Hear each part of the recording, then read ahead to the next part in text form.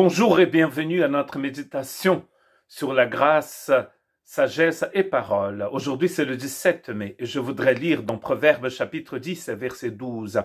La haine fait surgir des conflits, alors que l'amour couvre toutes les fautes.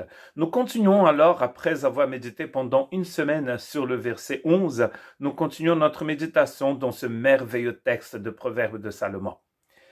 Nous voyons ici, en fait, l'importance de l'amour qui couvre toutes les fautes. Bien sûr, ce texte sera revisité et cité dans le Nouveau Testament, mais avant de lire dans le Nouveau Testament, je voudrais lire toujours dans l'Ancien Testament, dans Lévitique, chapitre 19, verset 18.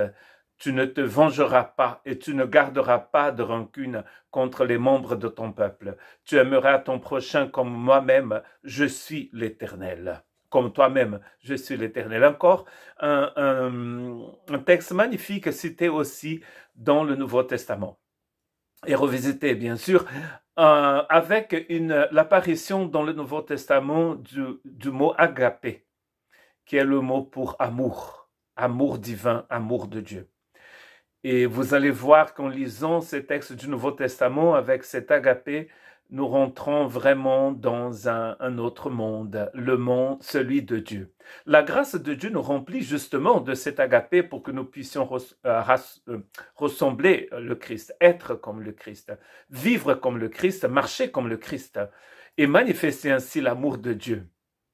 Jacques chapitre 5 verset 20 dit ceci: « Sachez que celui qui ramènera un pécheur de la voie où il s'était égaré sauvera une âme de la mort et couvrira une foule de péchés. » Ramener un pécheur de la voie où il s'était égaré. Et bien sûr, nous pouvons voir que c'est par cet amour que Dieu a déversé dans notre cœur que nous pouvons donc aider les gens à sortir de cette voie de perdition. Dans ce sens, l'amour couvre une foule de péchés. Car par l'amour de Dieu manifesté dans notre vie, les gens vont pouvoir se faire un demi-tour en quelque sorte et se tourner de la voie où ils étaient auparavant.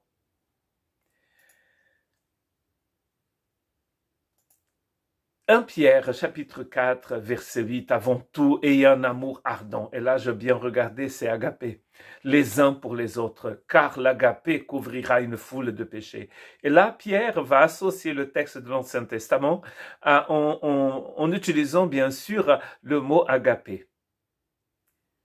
L'amour de Dieu. Ici, c'est pas notre amour, c'est pas votre amour. C'est celui de Dieu qui couvre une foule de péchés.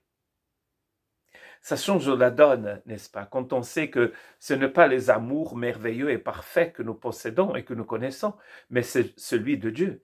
Et nous avons déjà médité pendant des mois que la seule manière d'avoir agapé, c'est par la nouvelle naissance. Car agapé, c'est un amour surnaturel. Voilà, ici, il dit que je dois avoir ce même amour les uns. Nous devons avoir cet amour les uns pour les autres. Nous devons nous aimer avec cet amour. Pas avec les amours que nous connaissons autour de nous, mais amour de Dieu. C'est cet amour-là qui couvre une foule de péchés. La manifestation de l'amour de Dieu dans mon cœur. Cet amour que je vais partager avec l'autre et que l'autre partage avec moi. Mais comme montrent les Écritures, c'est le Saint-Esprit qui remplit notre cœur d'agapé. Et celui qui n'a pas l'esprit du Christ ne l'appartient pas.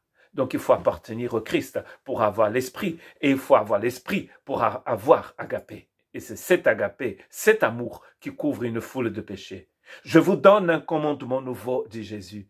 Aimez-vous les uns les autres. Et là encore, le mot utilisé, c'est agapé. Comme je vous ai aimé, vous aussi aimez-vous les uns les autres. C'est à cela que tous reconnaîtront que vous êtes mes disciples. Si vous avez de l'amour les uns pour les autres, et là encore, c'est l'amour de Dieu. Si vous avez l'amour de Dieu les uns pour les autres, vous êtes mes disciples. Mais oui, c'est normal, parce que quand on est né d'en haut, quand on est né de Christ, on est rempli de son amour, on devient son disciple et on nous aime, on s'aime les uns les autres. Que Dieu vous bénisse.